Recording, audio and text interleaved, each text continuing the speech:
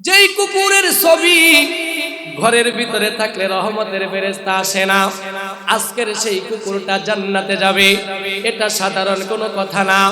এই কুকুরটা জান্নাতি, এটা সাধারণ কোনো কথা না। চিৎকার দিয়া বলেন সুবহানাল্লাহ। এইটা সাধারণ কোনো কথা না, এটা জেনারেল কোনো কথা না, এটা অনেক দামি কথা। আপনার আমার মুখের কথা না, আল্লাহ নিজেই ঘোষণা করে দিয়েছে কুকুর জান্নাতি। কোরআন শরীফের ভিতরে আল্লাহ বর্ণনা করলেন, বলে কেন জান্নাতি হইল, কি কারণে জান্নাতি হইল?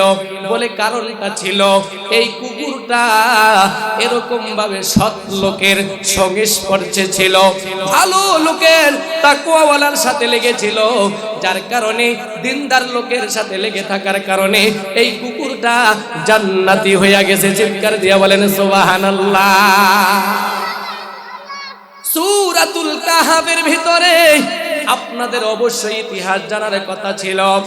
এক জালেম বাচ্চার কারণে 7 যুবক ইবাদত করতে পারে না, যার কারণে ওই 7 যুবক ওই জালেম বাচ্চার দেশ থেকে কইরা স্থানান্তরিত হয়ে গেলেন। ওই দেশে আর থাকবে না, অন্য জায়গায় চলে গেলেন ইবাদত বندگی করবার লক্ষ্যে। এদিকে ওই 7 যুবকের সাথে একটা কুকুরও সফর সঙ্গী হইয়া গেল। কথা বলেন, কুকুর তাদের সাথে সফর সঙ্গী হয়ে গেল। এবার 7 ব্যক্তি যেই দিকে যায় ও কুকুরটা ওই দিকে যায়। 7 ব্যক্তি ডানে গেলে কুকুর তাদের সাথে ডানে যায়, বাম দিকে গেলে বামে যায়। তারা যখন দাঁড়ায় কুকুরটা দাঁড়ায়, তারা যখন কোথাও বসে কুকুরটা বসে। কুকুরটা কিন্তু তাদের কাছ থেকে নড়াচড়া করে না, তাদের কাছ থেকে কোথাও যায় না। একবার ওই যুবকগুলি কুকুরটারে বললেন, যাও। কুকুরটারে এরকম ভাবে যাওয়ার জন্য তারে দেওয়ার জন্য চেষ্টা করলেন, কিন্তু আমার আল্লাহর হিকমত, ফেলুল হাকিমে লা ইয়াখলু আনিল হিকমা, আমার আল্লাহ ওই কুকুরটার জবান খুলিয়া দিয়েছে। চিৎকার দিয়া কোন সুবহানাল্লাহ। এইবার কুকুর ডাক দিয়া কয়, ও যুবকরা, তোমরা তো আমারে তাড়ানোর জন্য, তোমরা তো আমারে সরানোর জন্য, দূরানোর জন্য চেষ্টা করো। তোমরা আমাকে তাড়ানোর জন্য, সরানোর জন্য, দূরানোর জন্য তোমরা চেষ্টা করো না। এ যুবক, তোমরা তো ভালো হইতে চাও, আমিও তোমাদের সাথে ভালো থাকতে চাই। চিৎকার দিয়া কোন সুবহানাল্লাহ। এবার ওই 7 যুবক তালাশ করতে করতে একটা গর্তের ভেতরে প্রবেশ করলেন। ওই কুকুরটাও গর্তের দরওয়াজায় গিয়া অবস্থান নিলেন। ওই কুকুরটা বসছে। আমার আল্লাহ এই কুকুরটার কথা কোরআন শরীফের ভেতরে বর্ণনা করলেন। কুকুর কিভাবে বসছে, ওই বসার কথাটাও আল্লাহ কোরআন শরীফের ভেতরে বর্ণনা করলেন। চিৎকার দিয়া কোন সুবহানাল্লাহ। এই কুকুরটা জান্নাতে যাবে। চিৎকার দিয়া বলেন সুবহানাল্লাহ। হাকিমুল উম্মাত মুজাদ্দিদ মিল্লাত শাহ আশরাফ আলী থানভী রাহমাতুল্লাহ আলাইহিকে গালিবান প্রশ্ন করা হয়েছিল, একটা কুকুর তো একেবারে নিকৃষ্ট একটা প্রাণী। পয়গম্বর হাদিসের ভিতরে বলছে, যেই ঘরে কুকুর থাকে ওই ঘরে রহমতের ফেরেশতা প্রবেশ করবে না। হুজুর, তাহলে এই কুকুরটা যদি জান্নাতের ভেতরে প্রবেশ করে তাহলে জান্নাতের কি অবস্থা হবে? কথা কোন প্রশ্ন আইয়ে না? যেই কুকুরের ছবি ঘরের ভিতরে থাকলে রহমতের ফেরেশতা প্রবেশ করে না, আর সেই কুকুর নিজেই যদি জান্নাতের ভিতরে থাকে তাহলে ওই জান্নাতের কি অবস্থা হবে?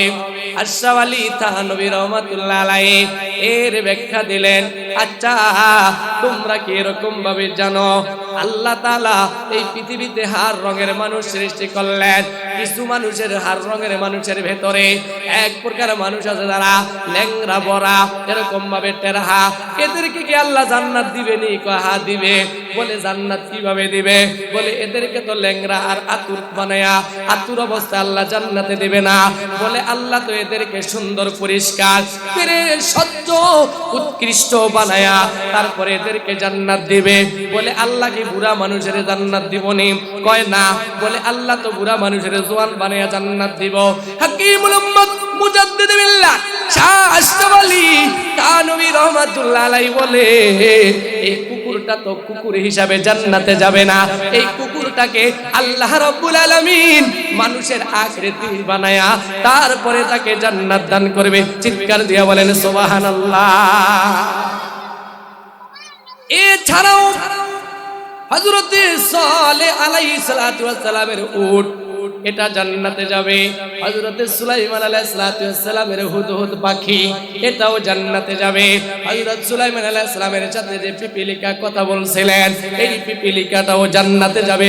চিৎকার দিয়া বলেন সুবহানাল্লাহ। সূরাতুল বাকারা যেটা আপনারা জানেন, এই বাকারা যে গাবি এই গাবিটাও জান্নাতে যাবে। চিৎকার দিয়া বলেন সুবহানাল্লাহ।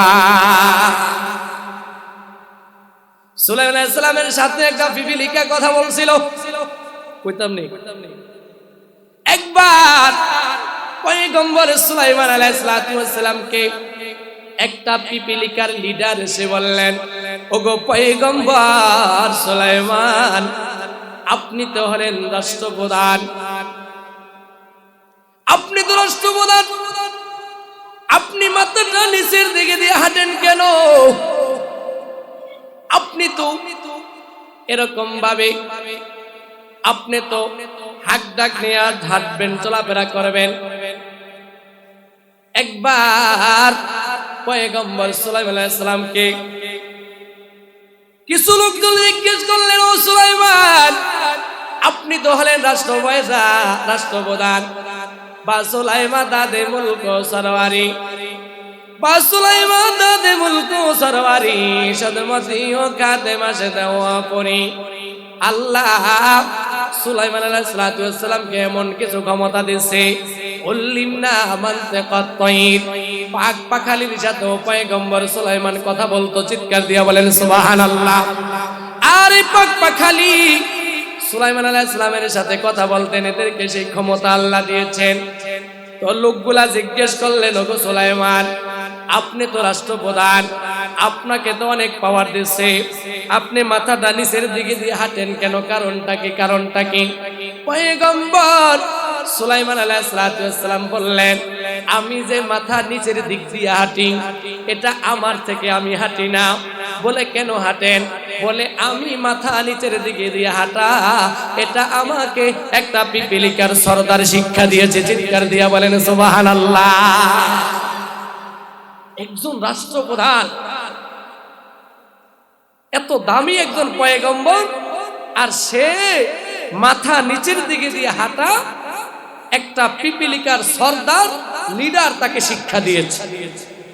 এটা সাধারণ কোনো কথা না। বলে কিভাবে শিক্ষা দিয়েছে?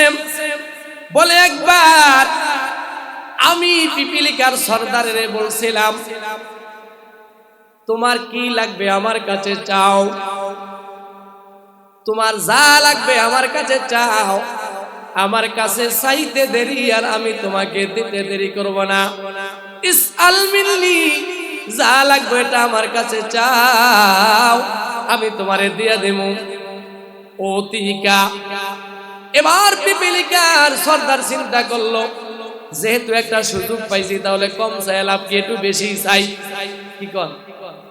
এটা ভালো কথা না? যেইটা আমারে কয় আমি এইটার দ্বারা চাইতাম, তাহলে চাইলে আর কম চাই লাভ কি, একটু ভালোই চাই।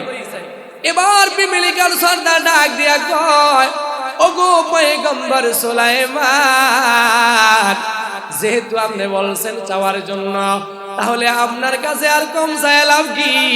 আপনি আমার রিজিকের ফয়সালা কইরা দেন, আমার রিজিকটারে বাড়াইয়া দেন। পয়গম্বর সুলাইমান আলাইহিস সালাম বললেন, না না না, রিজিক তো আমি বাড়াইতে পারবো না, তোমার যা নির্ধারিত আছে ওটাই তুমি উপভোগ করবা, এর চাইতে একটা কমবে সেটা আমি করে দিতে পারবো না। পিপিলিকায় ডাক দিয়া কয়, তাহলে এটা কোনো একটা কথা হইল? আপনি কিছুক্ষণ আগে বললেন আপনার কাছে আমি চাইতাম, যা চাইমু তা আপনি আমারে দিয়ে দিবেন, কিন্তু এখন বলতে আছেন যে এইটা মানুষের অত্যন্ত অতীব প্রয়োজনীয় গুরুত্বপূর্ণ একটা জিনিস, যে যা না খাইলে মানুষ বাঁচে না। আমি একটু খাবার চাইছিলাম, খাবারটা একটু বাড়ানোর জন্য চাইছিলাম, কিন্তু সেটাই আপনি দিতে পারবেন না। আচ্ছা ঠিক আছে, অসুবিধা নাই, তাহলে আরেকটা চাই। কয় হ্যাঁ চাও। কয় তাহলে আপনি আমার একটু হায়াতটাকে বাড়াইয়া দেন। কি বাড়াইয়া দেন? হায়াত বাড়াইয়া দেন। এই কথা বলার সঙ্গে সঙ্গে পয়গম্বর সুলাইমান আলাইহিস সালাম বললেন, না না, হায়াত এটা আমি বাড়াইতে পারবো না। হায়াত তো এটা আল্লাহর হাতে, রিজিক এটা আল্লাহর হাতে। হায়াত রিজিক আমি কোনোটার একটাও করতে পারবো না। এবার পিপিলিকায় ডাক দিয়া কয়, ওগো পয়গম্বর সুলাইমান, আপনারে এরকম ভাবে অনেক বড় মনে করছিলাম। আপনি তো বাদশাহ, আপনি তো নেতা, আপনি তো লিডার, আপনি এত বড় ছিলেন, কিন্তু আপনার কাছে দুইটা জিনিস চাইছিলাম, যেই দুইটা জিনিস মানুষের জন্য অতীব প্রয়োজনীয়। হায়াত যদি কোনো মানুষের না থাকে তাহলে তো আর সে বাঁচতে পারে না। আপনার কাছে হায়াত চাইছিলাম, সেটা আপনি দিতে পারবেন না। আপনার কাছে আমি রিজিক বাড়াইনোর কথা চাইছিলাম, সেটা আপনি দিতে পারলেন না।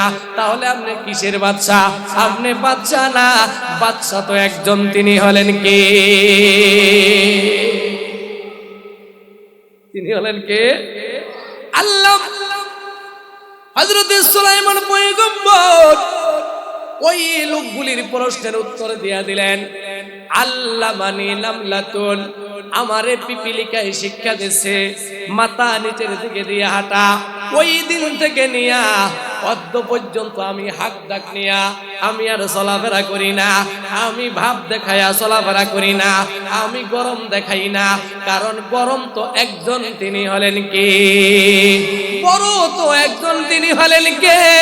ও বাবা, ওই বন্ধু, আমাদের সমাজের ভেতরে অনেক ভাবসাবওয়ালা লোক ছিল, অনেক নামি দামি ব্যক্তিবর্গরা ছিল না? ছিল না? কত মানুষ ছিল যার সাথে আপনারা ব্যবসা বাণিজ্য করেছেন, যার সাথে চাকরি বাকরি করেছেন, লেনদেন করেছেন, রাজনীতি করেছেন, অনেক ক্ষমতা ছিল, অনেক পাওয়ার ছিল, কিন্তু আজকের তারা আমাদের মাঝে নাই। তাহলে বোঝা গেল তারা যেহেতু আমাদের মাঝে নাই, আমাদের সাথে নাই, আমরাও একটা সময় এই পৃথিবীতে থাকতে পারবো না। কথা বলেন ঠিক কিনা? কি বলেন, আমরা কি থাকতে পারবো? আমরা থাকতে পারবো না। তো হাজিরিন বলতেছিলাম, আল্লাহ রাব্বুল আলামিন বললেন, ইয়া আইয়ুহাল্লাযীনা আমানু, হে ঈমানদারেরা, ইত্তাকুল্লাহ, আল্লাহকে ভয় করো, ওয়াকুনু মা'আস সাদিকিন, সত্যবাদীদের সঙ্গী হয়ে যাও, নেককারদের আল্লাহ ওয়ালাদের সঙ্গী হয়ে যাও। এই জন্য কবি এই কথাটাকে অনেক চমৎকার ভাবে রচনা করলেন। সোহবতে চলে তোরা চলে কুনাত, সোহবতে চলে তোরা চলে কুনাত, বেহতরাত সব চলে তহাত বেরিয়া। এরকম ভাবে রিয়া বিহীন 100 বছর ইবাদত করার চাইতে একজন নেককার দিনদার আল্লাহওয়ালার মজলিসে বসে থাকা দামি। চিৎকার দিয়া বলেন সুবহানাল্লাহ। শাইখুল আরব মুফতি আজম আল্লামা আহমদ শফী রহমাতুল্লাহ আলাইহি, উনার কাছে একবার এই কবিতাটা এক ব্যক্তি পড়তেছিলেন। উনি বলেন, আমার তো এটা বুঝে আসে না, কি কয়?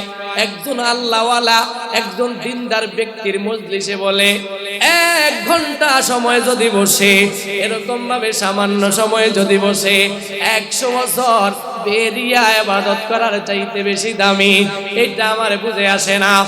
এরকম ভাবে মুফতি শফী সাহেব রহমাতুল্লাহ আলাইহি ওই কবিতার কাগজটারে হাতে নিলেন, হাতে নিয়ে একটা উদাহরণ দিল। সেই উদাহরণটা হলো বলে আমরা তো বাচ্চারে অনেক সময় ঔষধ খাওয়াই, কিন্তু ঔষধ খাওয়াইতে গেলে একজনে বোতল হাতে নেয়, আরেকজনে চামচ হাতে নেয় না, নেয় না? কথা বলে নেয় না? একজনে বোতল হাতে নেয় ঔষধের বোতলটা, আরেকজনে চামচ হাতে নেয়, আর দুইজনে মিল্লা বাচ্চারে ধরে, কেউ মাথা ধরে কেউ হাত ধরে, অনেক জোর কইরা তারপরে তারে ঔষধ খাওয়ায় না, খাওয়ায় না। বাচ্চা কান্নাকাটি করে, কিন্তু ওই ঘরের ভিতরে থাকা কেউ কিন্তু এই কথা কয় না যে বাচ্চাটারে এত কষ্ট দিয়ে ওষুধ খাওয়াও কা, এটা কি কেউ বলেনি? কারণ সবাই চায় তাকে জোর করিয়া ওষুধ খাওয়াও। কথা কোন ঠিক কিনা? সবাই চায় তাকে সুস্থ হওয়ার জন্য জোর কইরা হইলে ওষুধ খাওয়াইতে হবে। মুফতি শফি সাহেব রহমাতুল্লাহ আলাইহি, যিনি মারিফুল কোরআন রচনা করলেন, লিখলেন, শফি সাহেব রহমাতুল্লাহ আলাইহি বলেন, আরে মিয়া, এরকম ভাবে এরকম দিনী মজলিসে বসা, এইটা তো হলো এরকম ভাবে মেডিসিনের মতো, এইটা তো হলো একটা ঔষধের মতো। এই ঔষধ কোনো মানুষ খাইতে চায় না, এই ঔষধ কোনো মানুষ গ্রহণ করতে চায় না। কথা বলেন, চাইনি? জোর করিয়া না বসানো লাগে, জোর করিয়া না খাওয়ানো লাগে। এই কবিতাটা যে লিখলেন সে তো কমই লিখছে। আমি যদি লিখতাম তাহলে বলতাম কোন আল্লাহওয়ালার মজলিসে 1 ঘন্টা বসলে 1 লক্ষ বেরিয়া ইবাদতকারীর চেয়ে বেশি দামি। চিৎকার দিয়ে বলেন সুবহানাল্লাহ। কত লিখতো? 1 লাখ লিখতো। অনেক বড় এক ব্যক্তিত্ব, যিনি তাফসীরে মারিফুল কোরআন রচনা করলেন, যাকে বলা হয় মুফতি আজম, মুফতি শফি সাহেব রহমাতুল্লাহ আলাইহি। সম্মানিত হাজিরিন, এই জন্য আমরা নিজেকে তৈয়ার করে নিতে হবে। আমার সম্পর্কটা হবে উলামায়ে কেরামের সাথে। কথা কোন ঠিক কিনা? আমার সম্পর্কটা হবে মসজিদের সাথে, আমার সম্পর্কটা হবে মাদ্রাসার সাথে, আমার দিলটা লাগানো থাকবে একজন নামাজি ব্যক্তির সাথে, একজন আল্লাহওয়ালার সাথে। যদি আমার সম্পর্কটা যদি এমন থাকে, তাহলে আমার লাভ কি? লাভ কি? আল্লাহ রাব্বুল আলামিন বলে, হ্যাঁ তোমার লাভ আছে, লাভ আছে। কাল কিয়ামতের ময়দানে এই মসজিদ যখন জান্নাতে যাবে, মাদ্রাসা যখন জান্নাতে যাবে, আল্লাহওয়ালা দিনদার বুজুর্গ ব্যক্তি যখন জান্নাতে যাবে, তখন তুমিও তাদের সাথে একই কাতারে সেই উছিলায় জান্নাতে যেতে পারবা।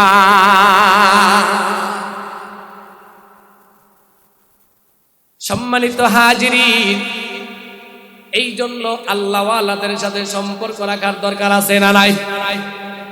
নেককার দিনদার লোকদের সাথে সম্পর্ক রাখার দরকার আছে না নাই? মসজিদ মাদ্রাসার সাথে সম্পর্ক রাখার দরকার আছে না নাই? মসজিদের সাথে আদাওয়াতি রাখবো না, শত্রুতা রাখবো না, মাদ্রাসার সাথে শত্রুতা রাখবো না, ওয়াজ মাহফিলের সাথে শত্রুতা রাখবো না। ঠিক আছে তো ইনশাআল্লাহ? এবার শুনেন, 1 মাসে জুমা কয়টা? কোন মাসে 4টা, কোন মাসে 5টা, নাকি? আচ্ছা আসেন, প্রতি শুক্রবারে আমরা 10 টাকা মসজিদে নিয়ে আসি। কয় টাকা? সর্বোচ্চ 10 টাকা, তো বেশি না। সাধারণত সবাই মনে করে যাক নতুন জামাটা গায়ে দিয়েছি, বিবি সাহেব 10টা টাকা দাও, 10 টাকা 20 টাকা নিয়ে আইয়ে, নাকি? 10 টাকাই ধরেন, বেশি ধরার দরকার নেই। আচ্ছা, ওয়াজ হয় আমাদের দেশে কয় মাস? 3 মাস। কয় মাস? এভেলেবেল 3 মাস, নাকি? এর বেশি না তো? 3 মাসই ধরেন না। তাহলে 3 মাসে 3 4 কত? 12 শুক্রবার, নাকি? আর 15টাই ধরেন, 3 5 কত? 15। 10 টাকা করে যদি আনেন 5 শুক্রবারে, তাহলে 15 জুমায় 10 টাকা করে কত হয়েছে? কথা কোন, কয়টি হয়েছে? 150 টাকা, নাকি? 150 টাকা। কিন্তু আমাকে দেশে একটা গলত মশুর হয়ে গেছে, আরে ওয়াজ আর ওয়াজ। কথা কোন, আর ওয়াজও কত দিব, কত দিব? টিয়া দিছে কত? কথা কোন, কত টিয়া দিছে? কত? 150 টাকা 3 মাসে দাও। আবার এর মধ্যে আছে এক গ্রুপ দেয় না। কথা কোন, আছে না? এটা বলছি কি, আরে শুক্রবারে মসজিদও সিডি আইলে, আমার মসজিদও আসে সিডি, আর আইলে গরম কি, যে দেয় না হে আপনার সবচেয়ে বেশি গরম। কিন্তু যে দেয় তার কোনো কি নাই, গরম নাই। কিন্তু যে দেয় না তার কি বেশি গরম। এই জন্য না। এই যে 150 টাকা দান করলেন, এই টাকা কাল কিয়ামতের ময়দানে আপনার আমার জন্য জান্নাতে যাওয়ার জরিয়া হতে পারে না, পারে না। এই জন্য হাজিরিন, আমি আপনাদেরকে পায়ে হাত দিয়ে বলবো, কখনোই উলামায়ে কেরামের বিরুদ্ধাচরণ করবেন না, মসজিদ মাদ্রাসার বিরুদ্ধাচরণ করবেন না, ওয়াজ মাহফিলের বিরুদ্ধাচরণ করব না ইনশাআল্লাহ। সম্মানিত হাজিরিন, আমি আপনাদেরকে আরেকটা উদাহরণ দিয়ে হয়তো আমার আলোচনা প্রায় শেষের দিকে চলে আসছে। আমাদের এরকম ভাবে বড় একজন ব্যক্তিত্ব ছিলেন মালিক ইবনে দিনার রাহমাতুল্লাহি আলাইহি। উনি একজন রাবী, অনেক দামি একজন ব্যক্তিত্ব মালিক ইবনে দিনার রাহমাতুল্লাহি আলাইহি। মালিক ইবনে দিনার কত বড় দামি ব্যক্তি। একবার নৌপথে পথ চলা শুরু করল, নদী পথে পথ চলা শুরু করল। ও বাবা ভাই বন্ধু, তৎকালীন সময়ে মানুষের পকেটের ব্যবস্থা ছিল না, কথা বলেন ঠিক কিনা? মানুষ টাকা রাখতো এরকম ভাবে খুঁতির ভেতরে, মাজার ভেতরে পেছায়া পলিথিন দিয়া রাখতো না, রাখতো না। জোংরা ব্যবহার করতো, এরকম উন্নত মানের ছাতির ব্যবস্থা ছিল না, কথা কোন ঠিক কিনা? মালিক ইবনে দিনার রাহমাতুল্লাহি আলাইহি নদীর মাঝে গেল। এইবার ওই কিস্তিওয়ালা নৌকাওয়ালা বললেন, ভাড়া দেন। মাজা থেকে এরকম ভাবে কুচির থেকে, লুঙ্গির কুচি থেকে যখন টাকা বাইর করতে গেলেন, দিনার যখন বাইর করতে গেলেন, ওই পয়সাটা নদীতে পড়ে গেলেন। মালিক ইবনে দিনার পেরেশানির ভিতরে পড়ে গেলেন, কিংকর্তব্য বিমূঢ় হয়ে গেলেন। হায় হায়, এখন তো ইজ্জত যাওয়ার পালা হইছে, এখন এই মুহূর্তে আমি টাকা কোথায় পাবো? একটু বছরে বেচারা হয়রান হয়ে, বেদিশা হইয়া, এরকম ভাবে অস্থির হয়ে, বেচেন হইয়া লোকটা তাৎক্ষণিক পানির ভেতরে হাত দিলেন। পানির ভেতরে হাত দেওয়ার সাথে সাথে আমার আল্লাহ কুদরতি ভাবে তার হাতের ভিতরে অনেকগুলো দিনারের ব্যবস্থা করিয়া দিয়েছে। চিৎকার দিয়া বলেন সুবহানাল্লাহ।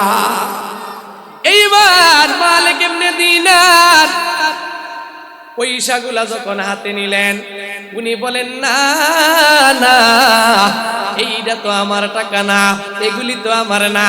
আল্লাহর কাছে তাৎক্ষণিক দোয়া করলেন, মালিক এই দিনারগুলি তো আমার না, আমার দিনারটা আমি পেতে চাই। আবার পুনরায় পানির ভিতরে হাত দেয়। আমার আল্লাহ কুদরতি ভাবে আরেকটা মাছের মাধ্যমে ওই তার অরিজিনাল যেই দিনার, ওইটা আল্লাহ হাতের ভিতরে পৌঁছায় দেয়। চিৎকার দিয়া কোন সুবহানাল্লাহ। কত বড় দিলওয়ালা ছিল, কত বড় তাকওয়ালা দিল ছিল, আল্লাহর সাথে কত বড় সম্পর্ক ছিল।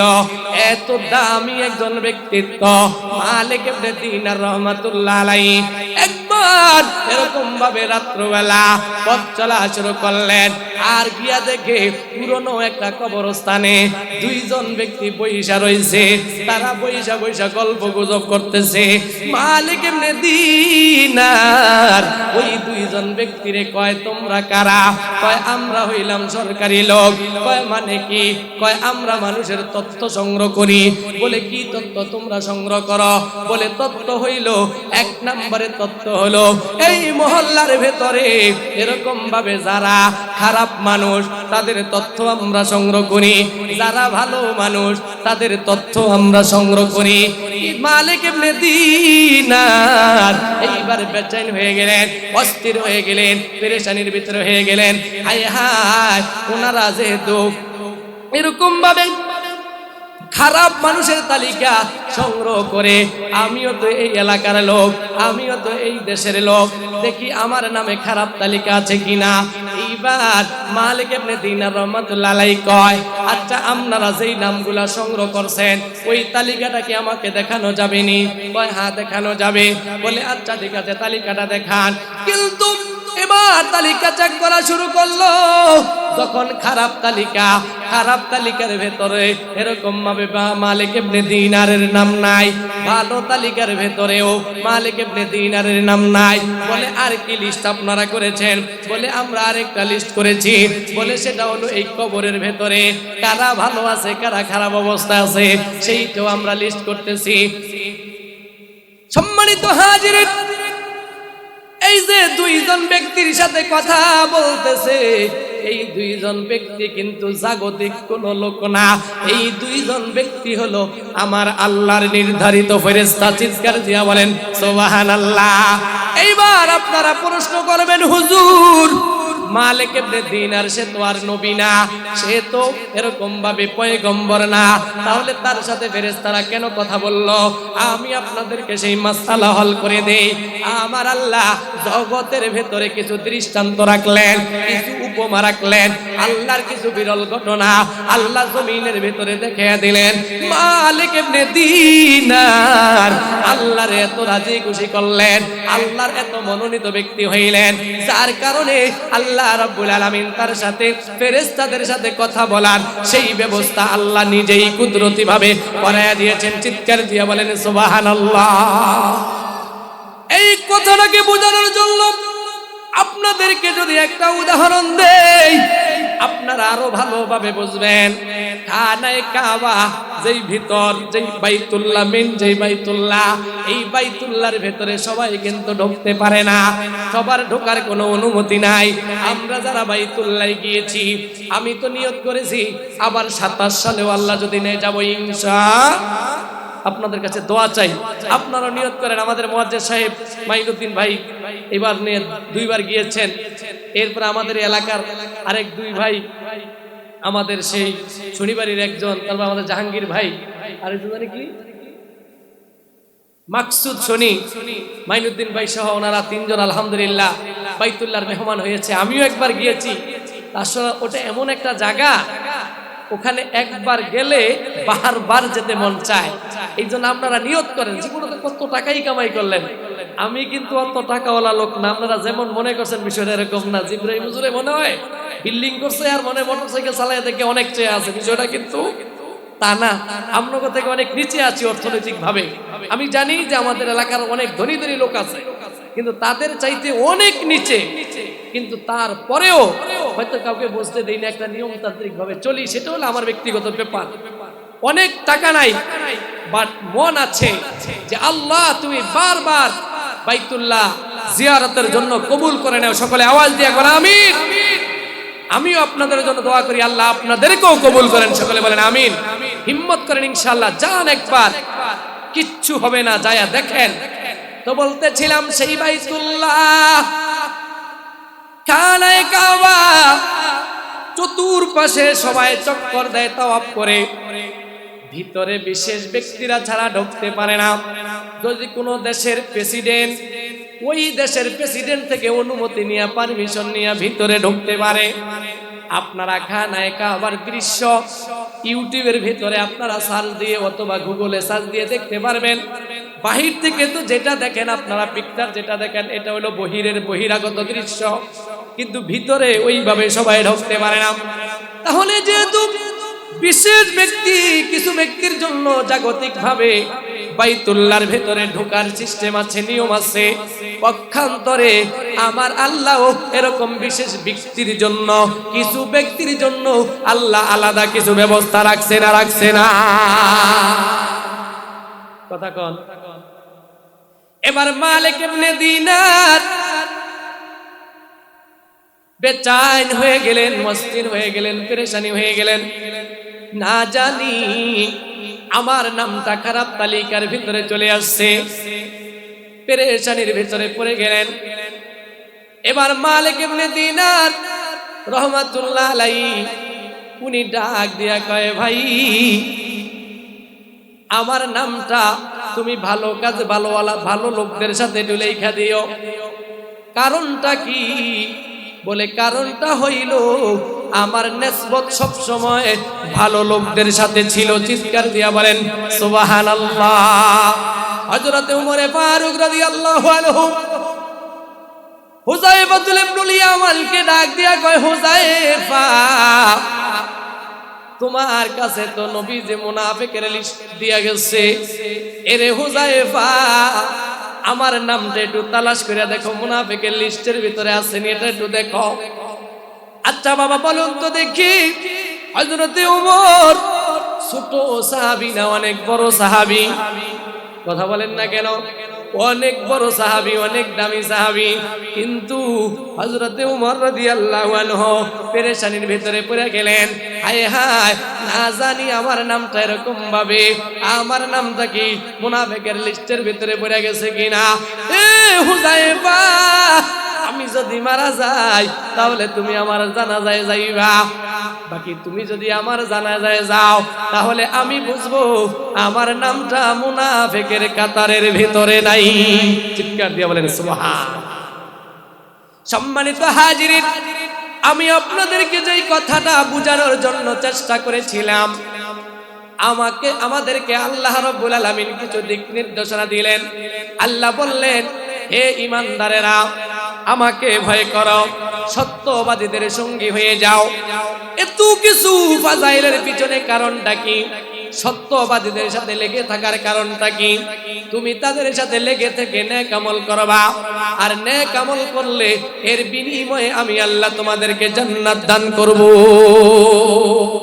কারণ আমাদের সকলের দিলি সাহাত আছে, দিলের তামান্না আছে, আমরা জান্নাতে যেতে চাই। কথা বলেন ঠিক কিনা?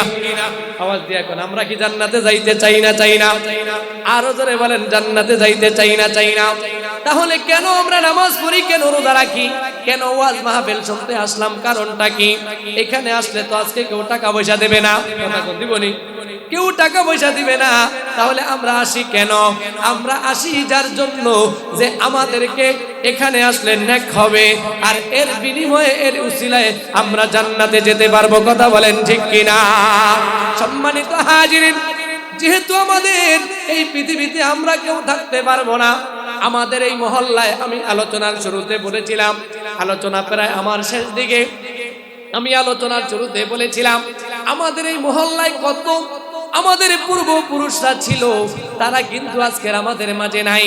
একটা সময় আপনি আমিও এই জমানায়, এই এলাকায়, এই পৃথিবীতে থাকতে পারবো না। কথা বলেন ঠিক কিনা? আল্লাহ রাব্বুল আলামিন এক আয়াতের ভিতরে জানিয়ে দেয়, ফাইযা জাআ আজালুহুম লা ইস্তাখিরুনা সাআতাও ওয়ালা ইস্তাকদিমুন। মরণ যখন, যেই দিন যেখানে হবে, ওই জায়গা থেকে তুমি সামনে অথবা পিছনে, ডানে বামে, যে কোনো জায়গায় তোমাকে স্থানান্তরিত হওয়ার সুযোগ নাই। जब मलाकुल मौत आएगे तुम्हारे सामने, जब मलाकुल मौत आएगे तुम्हारे सामने, तुमको मोहलत फिर न देंगे लबहलाने के लिए, तुमको फुर्सत फिर न देंगे लबहलाने के लिए। मरण থেকে যতই পালাও, মরণ তোমায় লইবে গিরি, যদিও সুদূর আকাশে পানে পালাও সেথা লাগিয়ে সিঁড়ি, যদিও সুদূর আকাশে পানে পালাও সেথা লাগিয়ে সিঁড়ি। মরণ থেকে কি পালানো যাবে?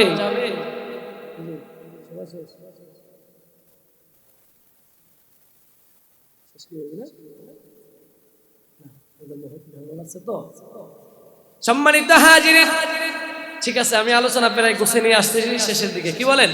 আমাদের মেহমান আছে তো, প্রধান মেহমান চলে আসছেন, এই জন্য মুআজ্জাজ মেহমান, উনি গুরুত্বপূর্ণ আলোচনা রাখবেন। আপনারা মুনাজাত দিয়ে তারপরে আমরা এখান থেকে বিদায় নিব, ঠিক আছে ইনশাআল্লাহ। মরণ থেকে কেউ বাঁচতে পারবে না। আপনাদেরকে একটা উদাহরণ দিয়েই আমি আমার আলোচনা থেকে বিদায়ের পালা।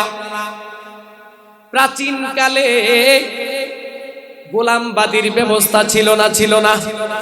কথা বলেন, খুব খেয়াল করবেন, দিলের কান দিয়ে শুনবেন, মনোযোগ সহকারে শুনবেন। এই গোলাম এরকম ভাবে এক মা একটা গোলামকে ছোটবেলা থেকে লালন পালন করলেন, 12 বছর বয়স পর্যন্ত উপনীত করলো। বলেন কত বছর? আরো জোরে কোন কত বছর? 12 বছর পর্যন্ত উপনীত হওয়ার পর এইবার ওই মা অসুস্থ হয়ে গেলেন। মায়ের বাচ্চা আসবে। ও বাবা ভাই বন্ধু, ও পর্দার আড়ালের মা ও বোনেরা, আপনারা সকলেই জানেন যখন আমাদের মায়েদের বাচ্চা ভূমিষ্ঠ হবে এর পূর্ব মুহূর্ত গরম পানি এবং আগুনের প্রয়োজন হয় না? হয় না? কথা বলেন হয় না? এইবার মা ওই গোলামকে ডাক দেয়া কয়, গোলাম তুমি আমার জন্য একটু আগুনের ব্যবস্থা করো। আমি কথা অনেক কমে দিতেছি, খুব খেয়াল করবেন। ও গোলাম তুমি আগুনের ব্যবস্থা করো। গোলাম চলে গেলেন আগুন আনার জন্য। পথ চলা শুরু করলেন। পথির মধ্যে যাওয়ার পরে এরকম ভাবে একজন সাদা পোশাক পরিহিত, সাদা পাগড়ি, সাদা দাড়ি ওয়ালা এক ব্যক্তির সাথে ওই যুবকের সাথে মোলাকাত হয়ে গেল। এইবার ওই বয়োবৃদ্ধ ওই গোলামকে ডাক দিয়া কয়, গোলাম কই যাও? কয় আমি আমার মালিকের জন্য আগুন আনতে যাই। এ গোলাম তুমি তো তোমার মালিকের জন্য আগুন আনতে যাও, তুমি কি জানো তোমার মালিকের ঘরে কিছুক্ষণ পূর্বে একটা কন্যা সন্তান ভূমিষ্ঠ হয়েছে? এটা কি তুমি জানো? গোলাম কয় না, এটা তো আমি জানি না। এবার ওই বয়োবৃদ্ধ সাদা পোশাক পরিহিত লোকটাই কয়, ও গোলাম তোমার মালিকের ঘরে যেই মেয়েটা আসছে, কন্যাটা, এই কন্যাটা এরকম ভাবে দুনিয়াতে আসছে, সে বড় হবে, সে বড় হইয়া 100 যুবকের সাথে জিনা করবে। বলেন নাউজুবিল্লাহ। কত? 100 যুবকের সাথে জিনা করবে। 100 যুবকের জিনাকার বানাইবে রে গোলাম। এছাড়াও তার মৃত্যুটা একটা মাকড়সার সাথে হবে। কিসের সাথে? মাকড়সা চিনেন না? তার মৃত্যুটা হবে একটা মাকড়সার সাথে। অল্প বয়সের পোলা, 10-12 বছর বয়স, রক্ত গরম। হায় হায় কয় কি? কয় বড় হইয়া 100 যুবকের ইজ্জত নষ্ট করবো, এটা আমি হইতে দিম না। বাড়িতে চলে আসলেন। তার সাথে থাকা একটা চাকু ছুরি দিয়া ওই কন্যার পেটটা এই মাথা থেকে ওই মাথা পর্যন্ত কাইটা বালাইছে হত্যা করার জন্য। ও বাবা ভাই বন্ধু, এইবার ওই কন্যার মা, ওই গোলামের মালিক কান্নায় বিমূঢ় হয়ে গেলেন। হায় হায় ঘটনাটা ঘটলো কি? ওই আমার কন্যাটারে শেষ করে দিল, ওই তো কাজটা ভালো করে নাই। ওই মা এরকম ভাবে পেরেশানির ভিতরে পড়ে গেলেন। হায় হায় ওরে আমি খাওয়াই লওয়াই অনেক বড় করলাম, আজকের ওই আমার ঘরে এরকম ভাবে আমার বুকে চুলি ছাড়াইলো, কাজটা তো ওই ভালো করলো না। এদিকে মা তৎকালীন সময়ে বাবা এত উন্নত চিকিৎসা ছিল না। আমরা ছোটবেলায় দেখছি হাত পাও ভাঙ্গা গেলে বাঁশ টাস দিয়া জোড়া দিয়া চিকিৎসা করতো না? করতো না? কথা কন। আমাদের মাতৃ বাড়ির দাদাই করছে না? তৎকালীন সময় এত উন্নত চিকিৎসা ছিল না। ওই মা তার কাছে থাকা সুই সুতা দিয়া নারী ভুড়িগুলি পেটের ভিতরে ঢুকাইয়া সেলাই করে দিছে। এইবার গোলাম চিন্তা করলাম, আমারে তো এলাকার মানুষে রাখবো না, আমি এলাকায় থাকবো না। তো দেশান্তর হয়ে গেলেন, অন্য দেশে চলে গেছে। এইদিকে মেয়েটারে আল্লাহ হায়াত দিছে, মেয়েটা সুস্থ হয়েছে, অনেক বড় হয়েছে। ওইদিকে ওই গোলাম প্রবাসে গিয়া ভালো একটা টাকা পয়সা কামাই করছে। ভালো একটা টাকা পয়সা কামাই কইরা তার আত্মীয় স্বজনের কাছে চিঠি পাঠাইয়া দিছে, তোমরা এরকম ভাবে আমার বিয়ের বয়স হয়েছে, তোমরা আমার জন্য দেশে একটা মেয়ে দেখো, আমি দেশে আইসা বিয়ে করবো। বাড়িওয়ালারা তার জন্য একটা মেয়ে দেখলেন। ওই লোকটা দেশে আসলো, গোলাম দেশে আসলো। নির্ধারিত তারিখে বিয়ে শাদী হয়ে গেল। এইবার গোলাম শ্বশুর বাড়িতে গেলেন।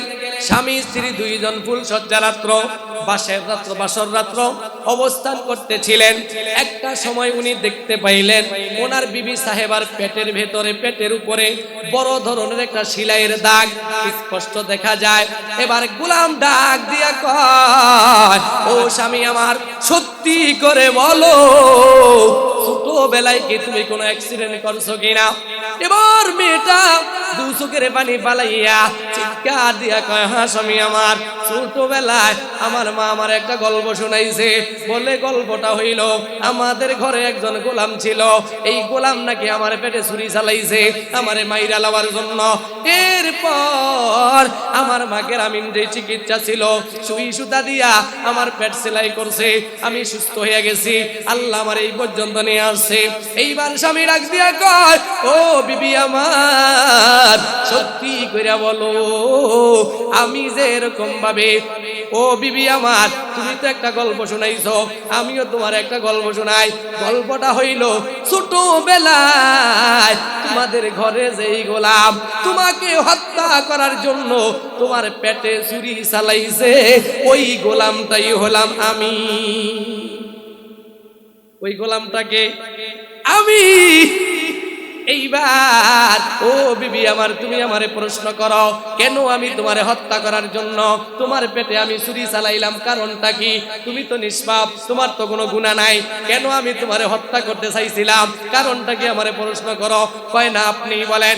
এইবার গোলাম ডাক দেয়া কয়, বিবি আমার, তোমার মা যখন আমারে আগুন আনার জন্য বলছিল, আমি আগুন আনতে গেছিলাম, আমি আগুন আনতে যাইয়া পথে এক লোকের সাথে দেখা, উনি আমারে বলছে তুমি নাকি দুনিয়াতে আইসা 100 যুবকের সাথে জিনা করবা।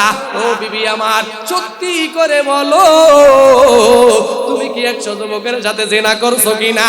এটা আমারে বলো, কোনো অসুবিধা নাই। বিবি সাহেব দু চোখের পানি পালাইয়া স্বামীর পা ধরে বললেন, স্বামী আমার, আমি 100 যুবকের সাথে জিনা করছি। ও স্বামী গো, শুধু তাই না, আমি জিনা কইরা আমি আবার খাঁটি দিলে তওবা করেছি। চিৎকার দিয়া বলেন সুবহানাল্লাহ।